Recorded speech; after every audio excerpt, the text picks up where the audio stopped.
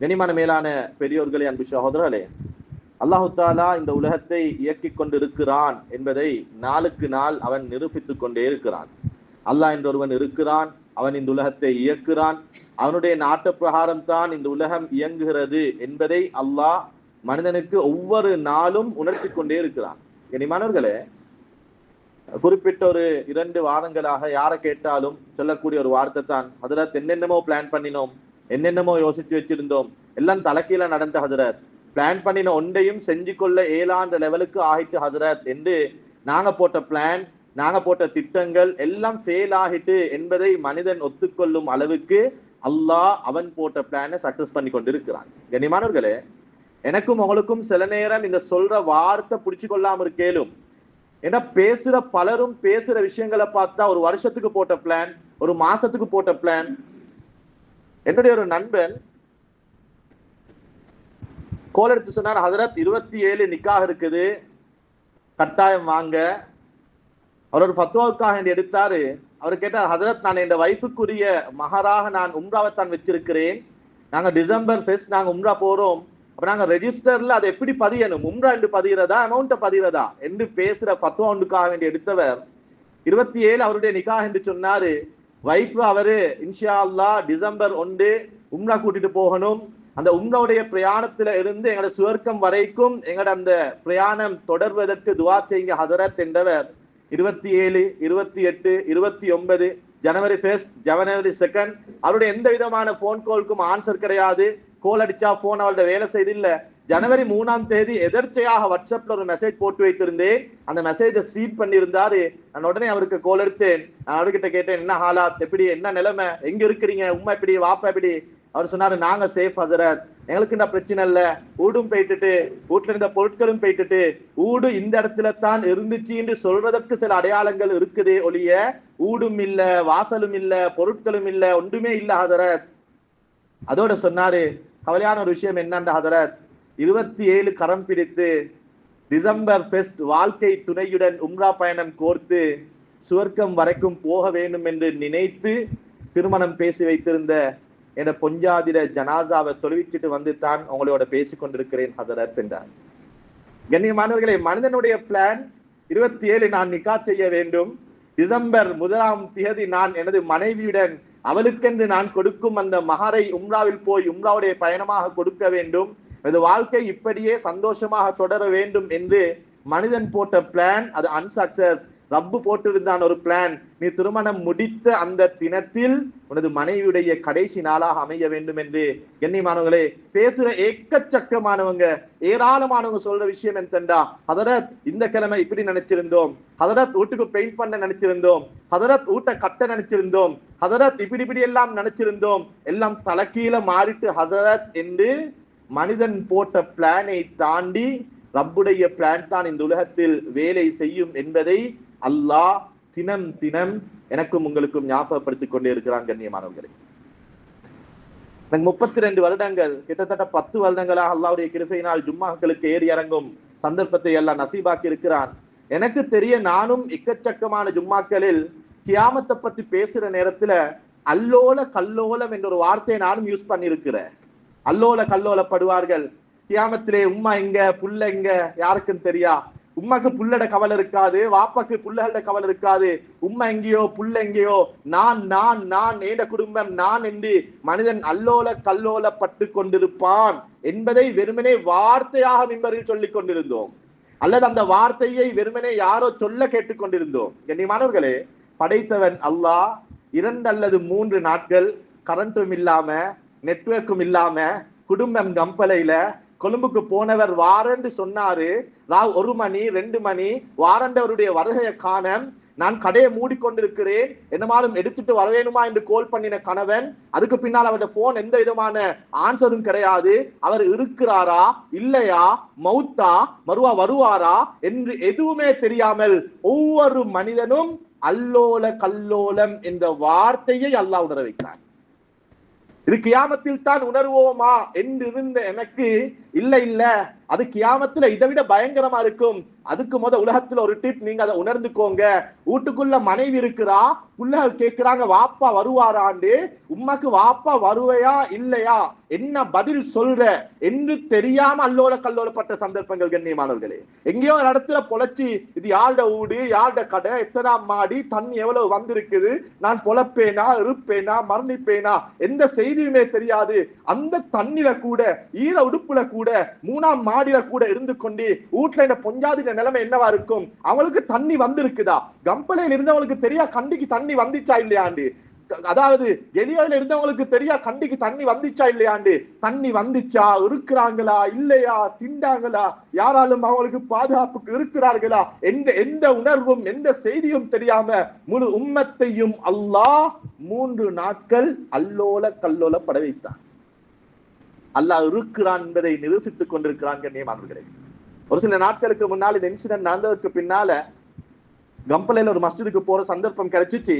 இந்த மஸ்ஜிதுக்கு போனா அந்த மஸ்ஜித்ல கிட்டத்தட்ட 400 அல்லது 600 குடும்பங்கள் தஞ்சம் புகுந்து இருக்கிறாங்க. அவங்க அந்த மஸ்ஜிதுல என்ன சிந்தனையில இருக்கிறாங்க என்றது எனக்கு தெரியா. ஆனா அந்த மஸ்ஜிதுக்குள்ளால போனோனே எனக்கு ஏண்ட உணர்வுல என்ன வந்துச்சுண்டா, எங்களுக்கு இதுக்கு பின்னால ஒரு ஊடு இல்லை. அப்படித்தான் ஒரு ஊடு இருக்குன்றாலும் எப்ப அந்த வீட்டுக்கு நாங்க போக போறோம் என்பது நிச்சயம் இல்லை. கண்ணியமானவர்களே, மேல் மாடியில கீழ் மாடியில ஒவ்வொருத்தரும் குடும்பமாக, சில குடும்பங்களோட வாப்ப இன்னும் வந்து சேர்ந்தில்ல, சில குடும்பங்களோட பொஞ்சாதி மௌத்து ஜனாசா இன்னும் கிடைச்சல்ல, சில குடும்பங்கள்ல கணவனும் மனைவியும் ஒரு இடத்துல ஏன புள்ள வருவானா இருப்பானா, யாராச்சும் காப்பாத்தி எங்கேயாலும் கொண்டு போய் வச்சிருப்பாங்களா என்ற எந்த செய்தியும் தெரியாம ஒவ்வொருத்தரும் ஒவ்வொரு திசையில ஒவ்வொரு யோசனையில உட்கார்ந்து கொண்டிருக்கிறாங்க. அவங்களோட இப்பட சிந்தனை என்னண்டா, நான் இருக்கிற இடத்த பெயிண்ட் பண்ண வேண்டும் என்ற சிந்தனை அல்ல. மஸ்ஜிதுல ஏதோ தங்க ஒரு இடம் கொடுத்திருக்கிறாங்க, இருந்து கொண்டு இருக்கிறாங்க. நான் இந்த இடத்தை அழகுபடுத்தணுமே, நான் இந்த இடத்துக்கு கேட் போடணுமே, நான் இந்த இடத்துல டைல மாத்தணுமே, நான் இந்த இடத்துக்கு கொஞ்சம் எனக்கு என் பொஞ்சாதுக்கு விருப்பமான மாதிரி பெயிண்ட் டிசைன் கலரை மாத்தணுமே, எந்த சிந்தனையுமே இல்ல. இருக்கிற ஒரே ஒரு சிந்தனை, யாராச்சும் என்னமாலும் கொண்டாந்து தந்தா வௌத்து பசிக்கு திண்டு கொள்ளணும், யாராலும் ஒரு போத்தல் தண்ணியை தந்தா குடிச்சு தாகம் வந்தா தேவைப்படுமே என்று எடுத்து வச்சு கொள்ளணும். எப்பயாச்சும் எங்கட ஊட்ட சுத்தமாக்கி யாராலும் தரமாட்டாங்களா, அந்த வீட்டுக்கு நாங்க போயிடணும். போனவங்க சொன்னாங்க, ஹதரத் ஒன்னும் வானம் ஹதரத், இருந்த வீட்டை சுத்தமாக்கி ஒரு பாயும் தலவாணியும் இருந்தாலும் போதும், சொந்த வீட்டுல போய் படுக்கிற மாதிரி வருமா ஹதரத்? கண்ணியமானவர்களே, அவங்க அதை என்ன நோக்கத்துல என்ன சிந்தனையில சொன்னாங்கன்னு தெரியா. நான் உணர்ந்தது என்னண்டா, ரப்புல் இஸ்ஸத் அல்லாஹ் அந்த ஆகிரத்துடைய வாழ்க்கைக்காக என்னையையும் உங்களையையும் எப்படி இவங்க பள்ளிக்குள்ளால கொஞ்ச நாள் இருந்துட்டு போக உட்கார்ந்து இருக்கிறாங்களோ, என்னையையும் உங்களையும் அல்லாஹ் துனியாக்கு அனுப்பி இருக்கிறான். கொஞ்ச காலம் இருங்க, தேவண்டா தின்னுங்க, தேவண்டா குடிங்க, தேவைக்கு ஏற்ப சம்பாதிங்க. நோக்கம் பள்ளிக்குள்ளால உட்கார்ந்து பள்ளிய பெயிண்ட் பண்ற, பள்ளியில கார்டன் செய்யற, பள்ளியில டைல் பிடிக்கிற நோக்கம் அல்ல. உங்களோட நோக்கம் எப்ப அந்த வீட்டுக்கு போற, ஏ மனிதா, உண்ட நோக்கமும் இதுவாகத்தான் இருக்கணும். ஒரு அனர்த்தத்துல பாதிக்கப்பட்டு சுவர்க்கத்துடைய பிரயாணத்துல இடையில அல்லாஹ் ஒரு வீடு, ஒரு பொஞ்சாதி, ஒரு குடும்பம், ஒரு டவுன், ஒரு கடை, ஒரு வீடு எங்களை கொஞ்சம் தந்திருக்கிறான். இது நிரந்தரம் அல்ல. இதற்காக வேண்டி நேரத்தை காலத்தை செலவழிக்கிறாதே. உன்ன நோக்கம் இருக்கணும், நான் எப்ப சுவர்க்கத்துக்கு போறேன், நான் எப்ப அந்த சுவர்க்கத்தை அடையிறேன். எப்படி அந்த பள்ளிக்குள்ள இருக்கிறவங்க எவ்வளவு தான் சாப்பாடு வந்தாலும், சாப்பாடு பார்சல் வந்தாலும், தண்ணி வந்தாலும், பிலோகள் கிடைச்சாலும், யார் யாரோ வந்து எக்கச்சக்கமான வார்த்தைகள், நாங்க உங்களை கொடை போடுறோம், நாங்க உங்களுக்கு லட்சத்துல தாரோம், நாங்க உங்களுக்கு ஊடு கட்டித்தாரோம் என்று எத்தனை வார்த்தைகளை சொன்னாலும் அவங்களோட அடிமனசு இருந்த வீட்டுக்கு போயிட்டனும், இருந்த வீட்டுக்கு போயிட்டனும், அந்த இடத்துக்கு போயிட்டனும் என்று எப்படி போற இடம் அவர்களுடைய ஆள் மனதில் சிந்தனையாக இருக்குதோ, மனிதா, உலகம் வெறுமனே தங்கி செல்ல வந்த இடம்தானே ஒழிய நிரந்தரம் அல்ல. போக வேண்டிய இடம் சுவர்க்கம் என்பதை உணர்ந்துக்கோ என்பதை அல்லாஹ் உணர்த்தத்தான் இந்த அனர்த்தம் வந்ததோ என்னவோ என்று சிந்திக்க தோன்றும் அளவுக்கு சில நிகழ்வுகள் கண்ணியமானவர்கள். கம்புக்கொல்லையில சம்பந்தப்பட்ட ஒரு நபரோடு என்னுடைய ஒரு நண்பர் நேரடியாக தொடர்பு கொண்டு அவர் சொன்ன விடயம், அந்த இன்சிடென்ட் நடக்கிற நேரத்தில் எல்லாரும் சொன்னாங்களாம், அவங்களோட வீடு மிச்சம் பழசா இருக்குது, மிச்சம் பழமையான ஒரு வீடு. சொன்னாங்களாம், ஒருவேளை வந்தா அவங்களோட வீடு அவசரமாக இடிஞ்சு போயிடும், அதனால அந்த பின்னால் இருக்கிற அந்த புதிதாக கட்டின அந்த கான்கிரீட் வீட்டுக்கு நாங்க போமலையா என்று, பழைய வீடு இடிஞ்சு விழுந்துடும் இலையா என்ற சிந்தனையில பழைய வீட்டை வச்சுட்டு புதிய பலம் என்று நினைத்த கான்கிரீட் வீட்டுக்கு போனவர்கள் கான்கிரீட் வீட்டோட சேர்ந்து அடிபட்டு போன சரித்திரங்கள் நடந்த காலம் கண்ணியமானவர்களே. நாங்க நினைக்கிறோம் பழசு தாங்காது, அல்லாட பிளான் பழசு தாங்கும் புதுசு தாங்காதுன்றது கண்ணியமானவர்களே. ஒவ்வொருத்தரோட வாழ்க்கைய ஒவ்வொருத்தரோட நடந்த சில நிகழ்வுகளையும் கேட்டு பார்த்தா சுப்ஹானல்லாஹ், அல்லாஹ் உணர்த்துகிறான், இன்னா லில்லாஹ் வ இன்னா இலைஹி ராஜிஊன். நீங்க எனக்காக நீங்க என்னிடம் மீண்டும் திரும்பி வர வேணும். ஆகிரத்து தான் நோக்கம், மௌத்து தான் நோக்கம், மௌத்துக்கு பின்னால் இருக்கிற வாழ்க்கை தான் நோக்கம் என்பதை மனிதன் புரிய வேண்டும் என்பதனால் தான் அல்லாஹ் இந்த அனர்த்தத்தை தந்தான். கண்ணியமானவர்களே, யாரெல்லாம் பாதிக்கப்பட்டு உயிர் நீத்தார்களோ, குர்ஆனும் ஹதீஸும் தெளிவாக சொல்லுது, சுஹதாக்கள் அவங்களோட முடிவு சுவர்க்கம் என்பதாக. யாரெல்லாம் வீட்டையும் பொருளையும் இன்னும் என்னென்ன விடயங்களை இழந்தார்களோ, குர்ஆன் தெளிவாக சொல்கிறது, இழந்ததை விட அவர்களுக்கு சிறந்ததை கொடுப்போம் என்று. இன்ன மஅல் உஸ்ரி யுஸ்ரா ஒரு கஷ்டம் என்றா டபுள் சந்தோஷம் தரும் என்பதாக குர்ஆன் சொல்கிறது. ஒரு ஃபெயிலியரா டபுள் சக்சஸ் இருக்கும் என்று குர்ஆன் சொல்கிறது. ஒரு கவலையா டபுள் சந்தோஷம் இருக்கும் என்று குர்ஆன் சொல்கிறது. எனவே நான் பேசுவதும் உணர்த்த விரும்புவதும் பாதிக்கப்பட்டவர்களுக்கு அல்ல, அதில் வஃபாத்தானவர்கள் சுவர்க்கம் என்பதில் சந்தேகமும் கிடையாது. வீட்டையும் பொருளையும் கடையையும் தன்னுடைய சொத்து பத்துக்களையும் இழந்தவர்கள் அதைவிட நல்லா இருப்பார்கள் என்பது குர்ஆன் ஹதீஸுடைய தெளிவான விளக்கம் கண்ணியமானவர்களே. எக்கச்சக்கமான நாட்டில் அசம்பாவிதங்கள் இதற்கு முன்னாலும் நடந்திருக்குது. உலகம் படைக்கப்பட்ட காலத்திலிருந்து அனர்த்தங்களும் பேரழிகளும் நிகழ்ந்து கொண்டே இருக்குது. அப்படி அதற்கு பாதிக்கப்பட்ட ஒத்தரை சந்திச்சு அந்த நேரத்துல பேசினா சொல்லுவார், ஒன்றும் இல்ல ஹதரத், எல்லாம் போயிட்டு ஹதரத், முன்னுக்கு என்ன செய்யற பிளான் கூட இல்ல ஹதரத், இந்த உசுறு மட்டும் பொழைச்சிச்சின்னு நினைக்கிற நிலைமையில இருக்கிறோம் ஹதரத் என்று சொன்ன ஏராளமானவங்க அதற்கு பல வருடங்களுக்கு பின்னால சொல்றாங்க, ஹதரத் அன்றைக்கு தான் என் லைஃப்ல ஒரு சேஞ்ச் நடந்துச்சு ஹதரத், அன்றைக்கு கொடப்போன நான் தான் ஹதரத், ஏதோ பொட்டி கடையில இருந்தேன் ஹதரத், இன்னைக்கு பெரிய டெக்ஸ்டைல்ஸ் வச்சு கொண்டிருக்கிறேன் ஹதரத், ஹதரத் பொட்டி ஊட்ல இருந்த ஹதரத், கார்போர்டால மறைச்சு கொண்டு இருந்த ஹதரத், அன்னைக்கு நடந்த அந்த இன்சிடென்ட் ஹதரத், இன்னைக்கு மாஷா அல்லாஹ் ஊடு வாசல் கட்டி நல்லா இருக்கிறோம் ஹதரத் என்று எக்கச்சக்கமானவங்க சொல்ற வார்த்தையை காதால கேட்டு கண்ணால நிகழ்வுகளை பார்த்து கொண்டிருக்கிறோம் கண்ணியமானவர்களே. இதுதான் யதார்த்தம், இதுதான் உண்மை. இழந்தவர்களுக்கு இழந்ததை விட நல்லதை கொடுப்போம் என்பது குர்ஆன் ஹதீஸுடைய விளக்கம். எனவே கண்ணியமானவர்களே, இன்றைய பயானுடைய நோக்கம் என்னண்டா, அனர்த்தத்தால பாதிக்கப்பட்டவங்களோட அல்ல, அந்த அனர்த்தம் என் வாழ்க்கையில் என்னத்தை உணர்த்திச்சு, அந்த நடந்த அந்த 3 நாளுடைய இன்சிடென்ட் என் லைஃப்ல எந்த இடத்துல என் வாழ்க்கையினுடைய ஒரு மாற்றத்தை உருவாக்க வேண்டும் என்ற உணர்வை தந்துச்சு கண்ணியமானவர்களே. எக்கச்சக்கமான கோள்கள் உம்மட்டால வந்துச்சு, வாப்பட்டால வந்துச்சு, மனைவிட கோல், அதை பொருட்படுத்தாம உணர்வுகளை மதிச்சாம உறவுகளின் பக்கம் தேவையில்லாதவர்களை போல வாழ்ந்து கொண்டிருந்தோம். அந்த 3 நாள் உணர்த்திச்சா இல்லையா ஒரு போன் கோலுடைய பொறுமதி கண்ணியமானவர்களே. ஒரு கோல் எடுக்க மாட்டாவா, எடுத்து மகன் நாங்க சேஃபா இருக்கிறோம் என்ற உம்மட குரல் கேட்க மாட்டிச்சா என்ற ஏக்கமும் தவிப்பும் அல்லாஹ் உம்மத்தாகி எனக்கும் உங்களுக்கும் உணர்த்துறான். உறவுகளோட மதிப்பு கண்ணியமானவர்களே. மாத்தள பகுதியில் இருக்கக்கூடிய ஒரு சகோதரர், இந்த 27 அந்த இன்சிடென்ட் நடக்கிறாண்டு இரவு 8-8:30 மணி இருக்குமாம். அவருடைய சகோதரி மூத்த தாத்தா கோல் எடுத்திருக்கிறார், 3 கோல். அவர் சொல்றார், ஹதரத் கோல் எடுக்கக்கொள்ளையும் போன் கையில தான் இருந்துச்சு. ஒரு திருமண பேச்சுவார்த்தையில நடந்த ஒரு மனக்குழப்பம், நடந்த ஒரு மனக்கசப்பு, தாத்தாவும் தம்பியும் கிடைக்காம இருந்தாங்க. தாத்தர கோல் ஒரு டிப் ரிங் ஆகுது, 2 டிப் ரிங் ஆகுது, 3 டிப் ரிங் ஆகுது. மனசு சொல்லுது ஏனென்று எடுத்து பாரு. ஆனா அவருடைய ஈகோ, அவருடைய உள்ளத்துல இருந்து அந்த கெட்ட குணங்கள் அவருக்கு சொல்லுது, இப்படி செஞ்சுட்டாவே, நான் எதிர்பார்க்கலே, வாக்கு தந்துட்டு மாறிட்டாவே, இவவோட நானே பேசுற என்று தாத்தர கோல் அவரை அவாய்ட் பண்ணினாரு. அந்த போனை ஆன்சர் பண்ணல. கொஞ்ச நேரம் போகுது, 10 மணி, 11 மணி, 12 மணி, செய்திகள் பரவ ஆரம்பிக்குது. கம்பலைக்கு வெள்ளமாம், கம்பலை தாண்டிட்டாம், கம்பல சரியான குழப்பத்தில் இருக்குதாம். இப்ப அடிக்கிறாரு தாத்தாக்கு, என்ன தாத்தா கம்பலையில இருக்கிறா, இப்ப அடிக்கிறாரு. 3 கோல் ஆன்சர் பண்ண இல்லாம போன தம்பி சொல்றாரு, ஹதரத் கோல் போகுது இல்ல, எனக்கு தெரியும் கவலை ப்ராப்ளம் என்று உள்ளம் இடம் கொடுக்குது இல்ல ஹதரத், அடிச்சேன் சொன்னார். 88 கோல் அடிச்சேன் ஹதரத், கோல் போகுதில்லை என்று தெரிந்தும் ஒருவேளை மிஸ் ஆகியாச்சும் போகாதா என்று அடிச்சேன். 1 நாள், 2 நாள், 3 நாள், எந்த செய்தியும் இல்ல. கஷ்டப்பட்டு ஹதரத் கேட் பள்ளி ஹதரத்துடைய நம்பரை தேடி எடுத்தோம், அவருக்கு கோல் அடிச்சு மிச்சம் கஷ்டத்தோட 4 நாட்களுக்கு பின்னால எனது ஆத்தாட டீட்டெயில்ஸ் எல்லாம் கொடுத்து இவங்களை பத்தி எந்த செய்தியும் இல்ல, தேடி சொல்லேலுமா என்று சொல்லி ஒரு அவர் இருக்கும் ஹதரத். எந்த போன் நம்பருக்கு கோல் எடுத்தேனோ அந்த ஹதரத் கிட்ட இருந்து ஒரு கோல் வருது. உள்ளத்தில் ஒரு சந்தோஷம், ஏதோ தாத்தா சம்பந்தமான செய்தி தான் வரப்போகுது.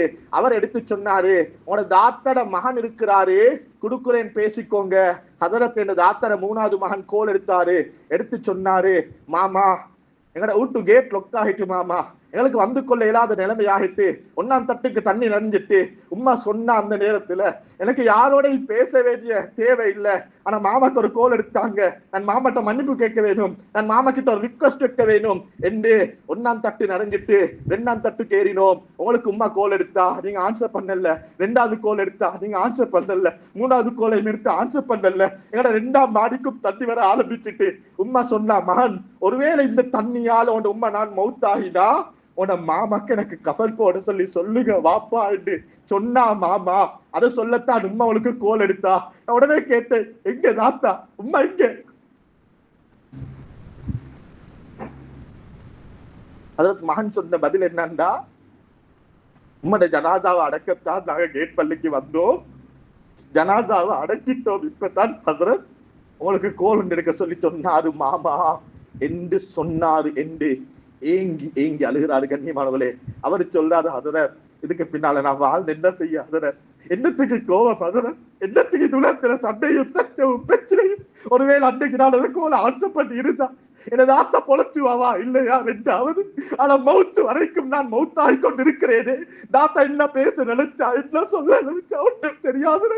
உறவை மதிச்சல்ல ஹசரத், உறவுடைய போன் கோலை எதிர்பார்க்கல ஹசரத் என்று உறவை மதிச்சாதவர்கள் எல்லாம், உறவுக்கு நேரம் கொடுக்காதவர்கள் எல்லாம் உறவுடைய பொறுமதிய, குடும்பத்துடைய பொறுமதிய, ஒரு போன் கோலுடைய பொறுமதிய விளங்கி விளங்கி வாழ்க்கையை திருத்துங்க, வாழ்க்கையை மாத்துங்க என்பதை உணர்த்துவதற்குத்தான் இந்த அனர்த்தம் வந்ததோ என்னவோ என்று நினைக்கும் அளவுக்கு ஏராளமான சம்பவங்கள் கண்ணியமான.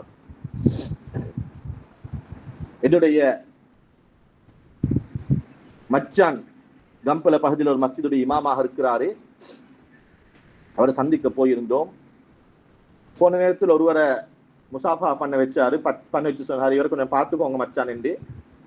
வந்ததுக்கு பின்னால சொன்னாரு, புலனறுவ பகுதியில பெரிய ஒரு வியாபாரம் செய்கிறவர், 13 வருடங்கள் திருமணம் முடித்து குழந்தை கிடையாது. எந்த அளவுக்கு என்ற ஹதரத் குடும்பத்துல எந்த சொந்த பந்த நிகழ்வுகளுக்கும் கலந்து கொள்றதில்லை. மையத்தூட்டுக்கு கூட கடைசி நேரத்துல போனா மையத்தை பார்த்தாச்சு வந்தாச்சு. ஏன்னா குடும்பத்துல பிரஷர், இன்னும் புள்ள இல்லையா, பணம் இருக்குது, ஊடு இருக்குது, பிசினஸ் இருக்குது, வாகனம் இருக்குது, புள்ள இல்லை என்ற அந்த பிரச்சனை. 13 வருஷம் ஹதரத், அல்லாஹ் 13வது வருஷம் ஒரு புள்ளைய கொடுத்தான்.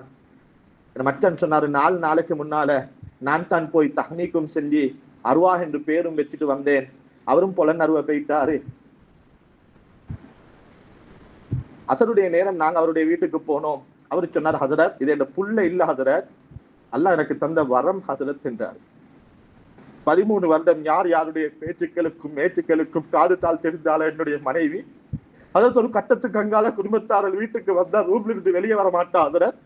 ஒரு கட்டத்துக்கு அங்கால குடும்பத்துல யாரையாச்சும் கல்யாணம் என்று அவக்கு ஒரு பயம், மவுத் என்று அவக்கு ஒரு பயம், ஏண்டா புள்ள இன்னும் இல்லையா என்று கேட்டுவாங்க என்ற பயம் ஹசரத். இது எனக்கு அல்லாஹ் தந்த புள்ள இல்ல ஹசரத், இது அல்லாஹ் தந்த வரம் ஹசரத். கண்ணியமானவர்களே, இந்த நிகழ்வு நடந்து 3 அல்லது 2 நாட்களுக்கு பின்னால பல சிரமங்களுக்கு பின்னால வந்திருக்கிறாரு. வந்தா வீடு இருக்கிறது, வீட்டு ஆட்கள் கிடையாது. அங்கும் இங்கும் பேசுறாரு, ஒருத்தட்ட கேட்கிறாரு என்ன நடந்தது. கண்ணியமானவர்களே, கடைசியாக அவருக்கு வந்து சேர்ந்த செய்தி என்னண்டா, 13 வருடங்களுக்கு பின்னால அல்லாஹ் இந்த குழந்தையை வரம் என்று நினைத்து தந்தானோ அந்த குழந்தையையும் 13 வருடங்கள் குழந்தை இல்லையா இல்லையா என்ற ஏச்சையும் பேச்சையும் சுமந்த உங்களுடைய மனைவியையும் வந்த தண்ணீர் ஆட்கொண்டு சென்று விட்டது என்ற செய்தி ஹதரத். அதை கபூல் செய்யற உள்ளம் அவருக்கு இல்லை. ஒவ்வொரு நாளும் பள்ளிக்கு வாராரு, வந்து கேட்கிறாரு, ஹதரத் என்ற பொஞ்சாதியும் புள்ளடையும் செய்தி என்னமாலும் கேள்விப்பட்டுச்சா? எங்கேயாலும் புள்ள அழுகிற சத்தம் கேட்டா ஓடி போய் பார்க்கிறாரு, இதே இந்த பொஞ்சாதியா, இதே இந்த புள்ளையா? அவனை பொஞ்சாதி புள்ள மவுத்து போயிட்டு பரவல்ல. ஆனா இவர் எப்ப இந்த பிரச்சனையிலிருந்து மீண்டு வருவாரு?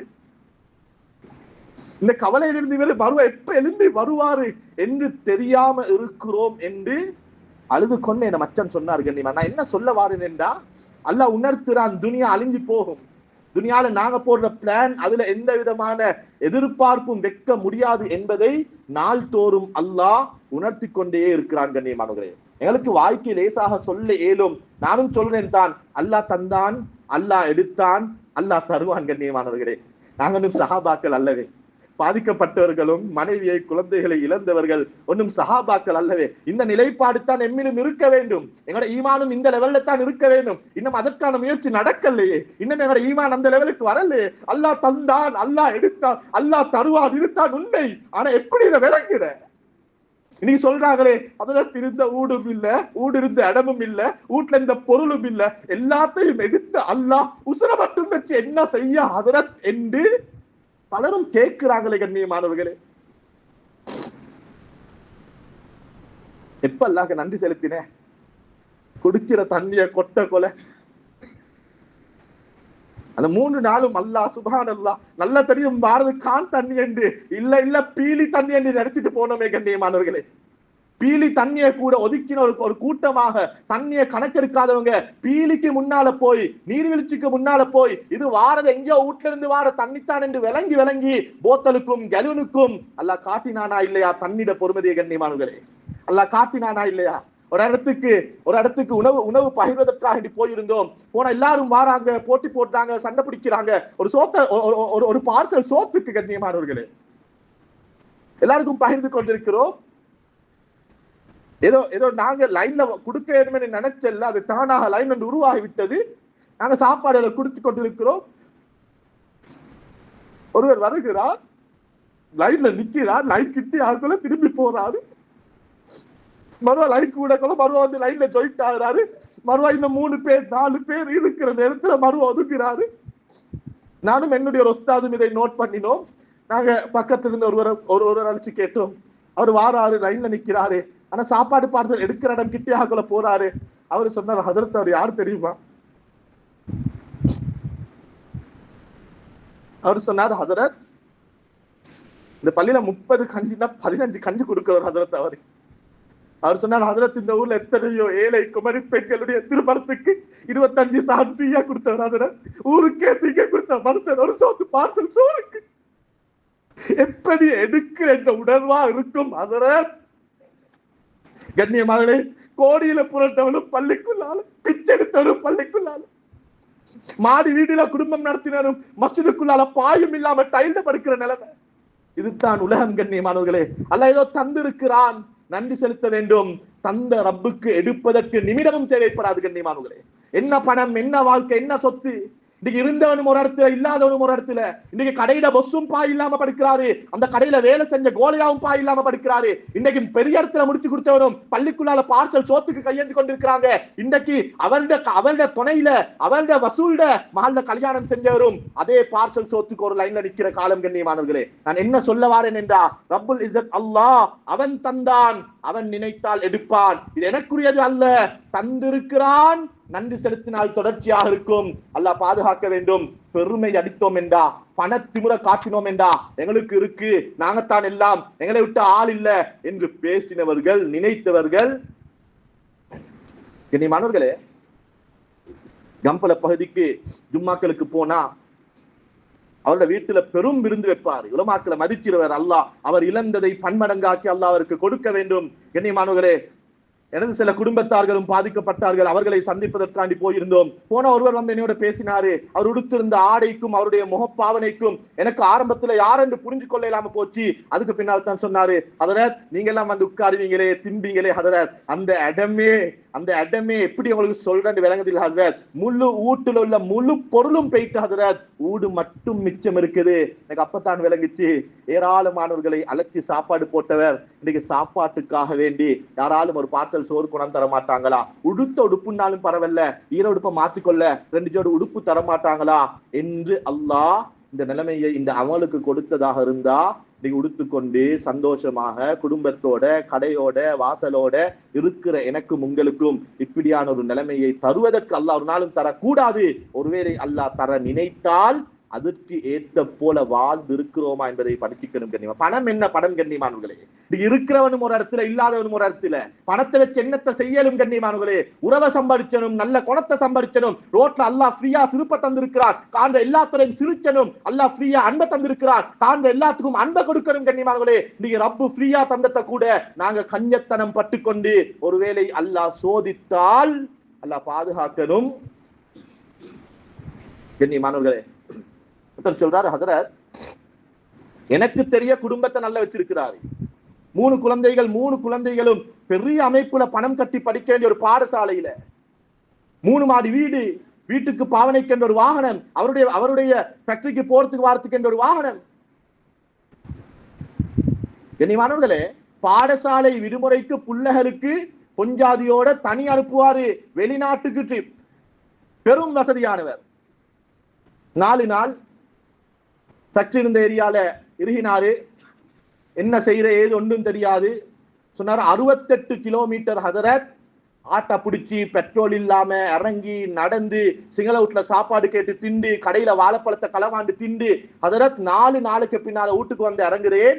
நான் வரக்கொள்ள நினைச்சேன். என்னைய கண்டத்தோட என்ன பொஞ்சாதி கட்டி அணைச்சுவாள், என்ன புள்ளைகள் எல்லாம் கத்தி கதறுவார்கள். என்ன 4 நாள் வாப்பா நான் இல்ல, என்ன போன் கால் இல்ல, வாப்பா இருக்கிறா இல்லையா என்ற செய்தியும் இல்ல.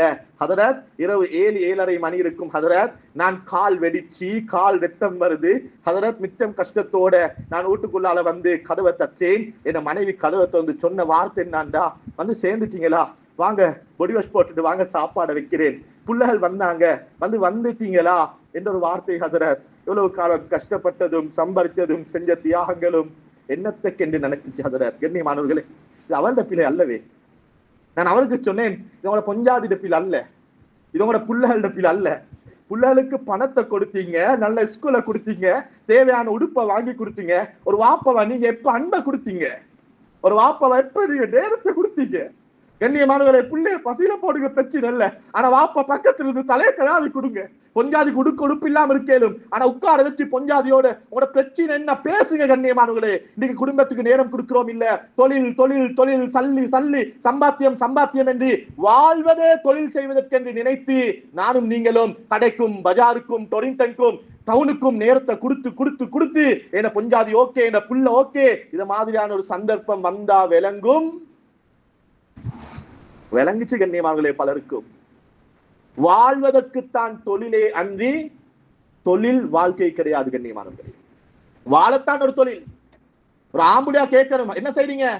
டொரிண்டன்ல ஒரு கடை இருக்குது. என் ஆண்மையை நிரூபிக்கத்தான் தொழிலே அன்றி டொரிண்டன்ல போய் நேரம் காலம் தெரியாம பகல் பட்டா ராவும் இல்ல, சாப்பாடும் இல்ல, குடும்பமும் இல்ல, மையத்தும் இல்ல, கல்யாணமும் இல்ல, பொஞ்சாத்திட நலவு இல்ல, புள்ளட ஸ்கூல் இல்ல, பேரண்ட்ஸ் மீட்டிங் ஒன்று இல்ல, எதுவுமே இல்லாம வாழ்க்கை வாழ்க்கை வாழ்க்கை, கடை கடை கடை, பிசினஸ் பிசினஸ், சல்லி சல்லி, அமெரிக்கா அமெரிக்கா என்று ஓடியவர்கள் எல்லாம் பணம் கையில இருக்குது, பொஞ்சாதி இல்ல, புள்ள இல்ல, பேச துணைக்கு உணர்வை வெளிப்படுத்த எமோஷனல் பகிர்ந்து கொள்ள யாருமே இல்லாம பணத்தை வச்சு கொண்டு என்னத்தை செய்ய ஹதரத் என்று கேட்கிற நிலைமைக்கு ஆளாகிட்டோம் கண்ணியமாக. என்ன செய்ய பணத்தால?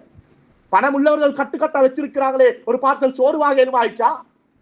தண்ணி ஃபேக்டரி வச்சவன் கண்ணியமானவர்களே, கெஞ்சிராணி ஒரு போத்தல் தண்ணிக்கு ஃபேக்டரியை வச்சு என்ன செய்ய மேலுமாகிச்சு? எல்லாம் போனதுக்கு பின்னாலையும் ஊடும் இல்ல, வாசலும் இல்ல, கடையும் இல்ல, நாயும் இல்ல, பனையும் இல்ல, பணமும் இல்ல, எல்லாம் போனதுக்கு பின்னாலையும் 3 பிள்ளையையும் பொஞ்சாதியையும் கட்டி அடிச்சு கொண்டு எது போனாலும் பரவல்ல ஹதரத், என்ன முழு சொத்தும் என்ன பொஞ்சாதியும் 3 பிள்ளையும் ஹதரத் என்று பிள்ளையையும் பொஞ்சாதியையும் சொத்தென்று உள்ளத்தை செஞ்சு கொள்றான். குடும்பத்துக்கு நேரம் கொடுத்தவன், பணம் பதவி பட்டம் நகை நட்டென்று ஓடி ஆடி திரிஞ்சவன், பணத்தை காப்பாத்த, கடையை காப்பாத்த, டவுனை காப்பாத்த ஓடினவன் வந்து பார்க்கிறான், கடை தப்பி, அக்கவுண்ட் தப்பி, பணம் தப்பி, வாழ வந்த வாழ்க்கையில பொஞ்சாதியும் புள்ளைகளும் தண்ணில போயிட்டே கண்ணியமானவர்களே. என்ன பணம்? பணம் இருந்து என்ன செய்யலும்? எடுக்கையிலும் அத மாதிரி ஒரு பொஞ்சாதி, எடுக்கையிலும் அது மாதிரி ஒரு குழந்தை. இந்த வார்த்தை ஆழமாக உள்ளத்துல பதிய வைக்க கண்ணியமானவர்களே. வாழ்வதற்குத்தான் தொழிலே அன்றி தொழில் என்பது வாழ்க்கை கிடையாது. குழந்தைகளுக்கு நேரம் கொடுங்க. எக்கச்சக்கமான பெண்கள் கவுன்சிலிங்க்கு வராங்க. அவங்களோட டோட்டல் பிரச்சனையோட சுருக்கம் என்னன்னா, ஹதரத் பேச ஆள் இல்லாத, இது கணவன் வானம் என்று பாந்தி போன எக்கச்சக்கமான கேசல் கை செய்தப்பட்டு கதறி அழுது தௌபாவுக்காக வந்து நிற்கிறாங்க. சொல்றாங்க, ஹதரத் வல்லாய் காமத்துக்கு போகல, ஹதரத் ஆசைக்கு விஷத்துக்கு போகல, ஹதரத் எனக்கு என்ன புள்ள வேணும், மேலும் மாப்பிள்ள வேணும், குடும்பம் வேணும், மானம் வேணும். எனக்கு கவலையை சொல்ல யாரும் இல்ல. அதுல ஒரு ஆட்டக்காரன் பேசினான், இறக்கம் காட்டினான், கவலையை சொல்லேன். அதுல என்ன நடந்தது விளப்பம் இல்லாத எனக்கு மாப்பிள்ள வாழ பிள்ளைய மட்டும் மாற்றும் கேட்டு தாங்காத என்று மாப்பிள்ள பேசலே, மாப்பிள்ள பேசுறத கேட்கல, எனக்கு டைம் தரல என்று எக்கச்சக்கமான பெண்கள் வீட்டுக்குள்ளால டிப்ரெஷனோட ஸ்ட்ரெஸ்ஸோட. கொஞ்சம் நேரம் கொடுப்போம் கண்ணியமானவர்களே. இந்த பணம் சம்பாதிச்சு மனைவிக்கு நாயையும் நட்டையும் வாங்கி கொடுக்க தேவையில்லை. ஒரு நாளைக்கு வவுத்த பசிக்கு 1000 ரூபாய் ஒரு பார்சல் சோறு வாங்க சம்பாதிச்சோமா போதும்.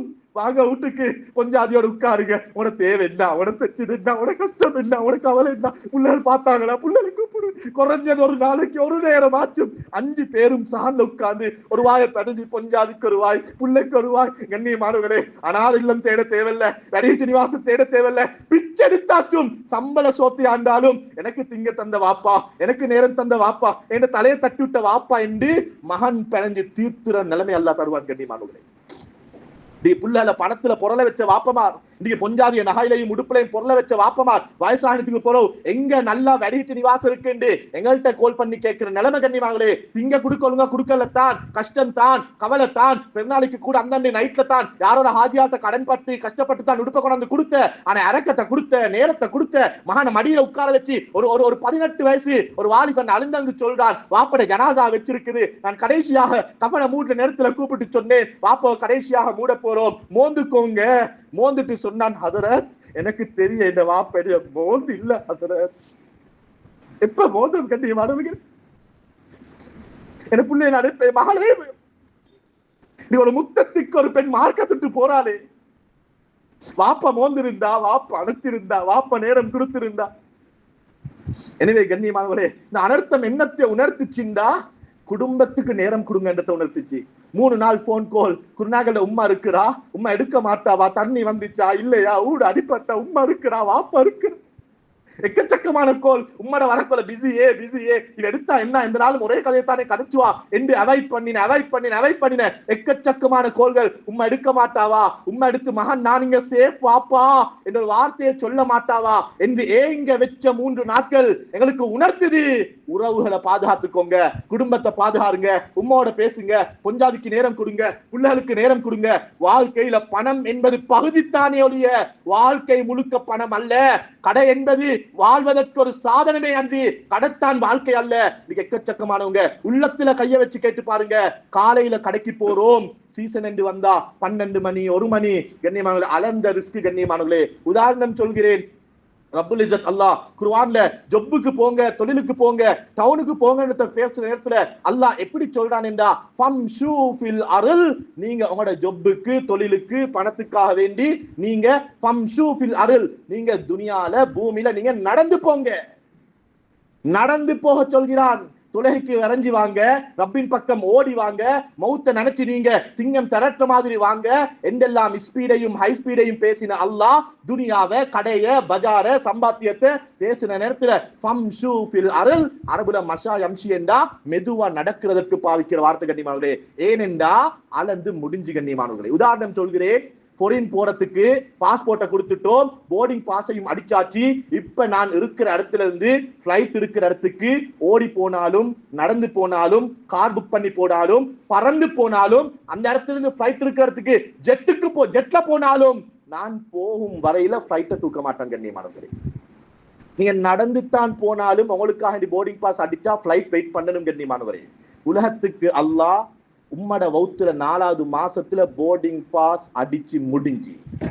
நீ டொரிண்டன்ல எத்தனை கடை, நீ கொழும்புல எவ்வளவு சம்பாதிக்க போறாய், உண்ட முழு லைஃப் நீ போட்டாலும் கொஞ்சம் இல்லாம, புள்ள இல்லாம, மையத் இல்லாம, உம்மட கஃபன் இல்லாம, வாப்பட ஜனாசா இல்லாம, உம்ம வாப்பட கத்தம் இல்லாம, கந்தீர் இல்லாம, குடும்பத்துல எந்த நலவு நஷ்டம் இல்லாம நீ உன்ன முழு எஃபெக்ட போட்டாலும் உண்ட லைஃப்ல நீ 20 கோடி தான். ஒரு 0 கூடையும் போறல்ல, ஒரு 0 குறையும் போறல்ல. போர்டிங் பாஸ் அடிச்சு முடிஞ்சு. கண்ணியமானவர்களே, ஃபம்ஷூ ஃபில் அர்ல், அளந்த கடைக்கு, அளந்த பிசினஸுக்கு காலையில நேரத்தோட போய் திறப்போம். பரக்கத்துடைய நேரம் குறைஞ்சது 5:30 6 மணிக்கு அதுவும் கடையை மூடுவோம். மகரிபுக்கு பின்னால மகன் ஓதுற குர்ஆனை வாப்ப கண்ணால பார்க்கணும், கொஞ்சாதியோர் உட்கார்ந்து நேரம் கொடுக்கணும், நாளைக்கு என்ன செய்யறத பிளான் பண்ண வேணும். குறைஞ்சது மகரிப் இஷா சுபஹாவது மஹல்லாக்கு வந்து போகணும், மஹல்லால விளங்கணும் இப்படி ஒருத்தர் இருக்கிறாரு. கண்ணியமாங்களே, எங்கட ஒரு பகுதியில இந்த வெள்ளம் வந்ததற்கு பின்னால அந்த சில வீடுகளுக்கு நிவாரணத்துக்காக பொருட்கள் எடுத்துட்டு போனா ஒருத்தர் வந்து பேசுறாரு, நானும் முஸ்லிம் தான், யாரும் வரல, கட்டுக்கொலையால வரையும் இல்ல, உங்களோட பள்ளியால வரையும் இல்ல, எங்களுக்கு அப்பதான் தெரியும் அவர் முஸ்லிம் என்று. நான் கேட்டோம், நீங்க முஸ்லிமா? எது வீடு? இதுதான் வீடு. நாங்க சொன்னோம், நீங்க எங்கட கஸ்ட் ரூட்லயும் இல்ல, எங்க பள்ளி சந்தாலையும் இல்ல, எங்க சந்தா கட்டுறீங்க? இல்ல ஹஜ்ரத், பள்ளி ஒன்று தேவைப்படாதுன்றதுனால சந்தாவும் இல்ல, பள்ளியும் இல்ல. கண்ணியமாக அல்லாஹ் பாதுகாக்கணும். ஒருவேளை அவர் மரணித்து இவர் ஒரு முஸ்லீம் என்று சொல்வதற்கு யாரும் இல்லாம ஒரு அந்நியவருடைய கையில் அந்த ஜனாதா கிடைத்திருந்தால் மௌத்து கூட அந்நிய மதத்தவர்களுடைய முறைப்படி நடந்திருக்கும். மஹல்லாவோட ஒரு தொடர்பு இருக்க வேணும், நலவு நஷ்டத்துல கலந்து கொள்ளணும். ஊர்ல பணக்காரனா ஏழையா ஒரு ஜனாசாண்ட போங்க கண்ணியமானவர்களே. ஊர்ல யாராலும் எனக்கு கஷ்டம் என்று விளங்கினா அவங்களுக்கு உதவி செய்யுங்க. அனர்த்தத்தால பாதிக்கப்பட்ட எக்கச்சக்கமானவங்களுக்கு அல்ஹம்துலில்லாஹ் அல்லாஹ்வுடைய கிருபை எக்கச்சக்கமான உதவிகள் கிடைக்குது. எங்கட மஹல்லால எங்கட ஊருக்குள்ள இந்த கம்பல பகுதியில இந்த பாதிக்கப்பட்ட பகுதியில அன்றாடம் தொழிலுக்கு போய் வந்தவங்க எங்கட ஊர்ல இருக்கிறாங்களான்னு தேடி பாருங்க. செல்லம் கம்பெனிக்கு தொழிலுக்கு போனவர் ஒரு நாளைக்கு 2500 சம்பளத்துக்கு போயிருப்பாரு. இப்ப பொஸ்ட கடை தாண்டி இப்ப அவருக்கு பொஸ்ட கடை தாண்டினதுனால அவருக்கு உடனே ஒரு வேலை தொழிலுக்கு போகலாம் இருக்கும். அவரோட வீட்டு நிலைமை என்னன்றதை தேடி பாருங்க. அவரை போய் சந்திங்க, உங்களோட நிலைமை என்ன, உங்களுக்கு என்ன தேவை? எனக்கு ஒன்றுமே இல்லை, இவ்வளவு தான் இருக்கா, என்னட்ட இருக்கிறத கொடுங்க.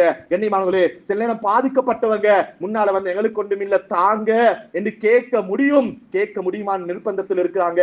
ஆனா எக்கச்சக்கமான வீடுகளுக்குள்ளால யார்கிட்ட சொல்ற, எப்படி சொல்ற, எங்களுக்கு தான் மழை தண்ணி சொட்டு சரி வீட்டுக்குள்ளால வரலே, ஆனா வீட்டுக்குள்ள திங்கி இல்லாம கஷ்டத்தோடு இருக்கிறோமே, எங்களுக்கு உதவி செய்ய யாரும் இல்லையா என்று ஏங்கி தவிக்கும் எக்கச்சக்கமான ஊடுகளும் குடும்பங்களும் இருக்குது. கண்ணியமானவர்களே, அவர்களை போய் நாடுங்க. மஹல்லால ஒரு வட்டை வந்து அடிங்க.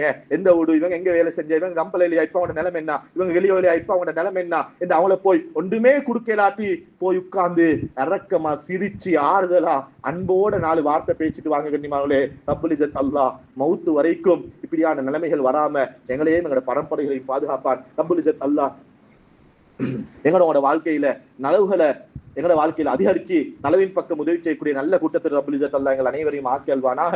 ரப்பே ரஹ்மானே, அல்லாஹ் எங்களோட வாழ்க்கையில நீ பரக்கத் செஞ்சிரியா அல்லாஹ். மௌத்து வரைக்கும் யார்ட்டையும் கையேந்திர நிலைமை உருவாக்கிறாதே அல்லாஹ். ரப்பே ரஹ்மானே, எங்களோட பசிக்கோ எங்களோட சாப்பாட்டுக்கோ தண்ணிக்கோ உடுப்புக்கோ யாரும் வந்து தரமாட்டாங்களா என்று ஏக்கத்தை மௌத்து வரைக்கும் எனக்கும் எனது பரம்பரைகளுக்கும் தந்து விடாதே அல்லாஹ். எங்கெல்லாம் யாரெல்லாம் பாதித்தார்களோ மன்னித்தவர்களுக்கு சுவர்க்கத்தை வாஜிபாக்கி விடியா அல்லாஹ். யாரெல்லாம் எதையெல்லாம் இழந்தார்களோ இழந்ததை விட நல்லதை கொடுத்து விடியா அல்லாஹ். எனக்கு அவர்களுக்கு துவா மாத்திரம் தான் செய்ய முடியும் யா அல்லாஹ். அவர்கள் யாழ்லா இருந்ததை விட நல்ல நிலைமையிலே அவர்களை காண்ட பாக்கியத்தை எங்களுக்கும் நசீபாக்கியா அல்லாஹ். ரப்பே ரஹ்மானே, நீ தந்த ஃப்ரீயான சிறுப்பை மக்களுக்கு பகிர்ந்து கொடுக்கக்கூடிய நல்ல உள்ளத்தை தந்திரியா அல்லாஹ். இரக்கமாக பழகுற மனசை தந்திரியா அல்லாஹ். பண திமுற இல்லாமக்கியா அல்லாஹ். நீ தந்த பணம் நீ நினைத்தால் அடுத்த நிமிடம் எடுத்துடுவாய் என்ற பயத்தோட வாழ்ற பாக்கியத்தை நசீபாக்கியா அல்லாஹ். ஏழவர்களை இல்லாதவர்களை மதிச்சக்கூடிய உள்ளத்தை தாயா அல்லாஹ். மௌத்துர சிந்தனையை தாயா அல்லாஹ். உறவுகளை மதிச்ச வச்சிரியா அல்லாஹ். உம்மா வாப்பா மனைவி மக்கள் குடும்பம் நேரம் கொடுக்கிற பாக்கியத்தை நசீபாக்கியா அல்லாஹ்.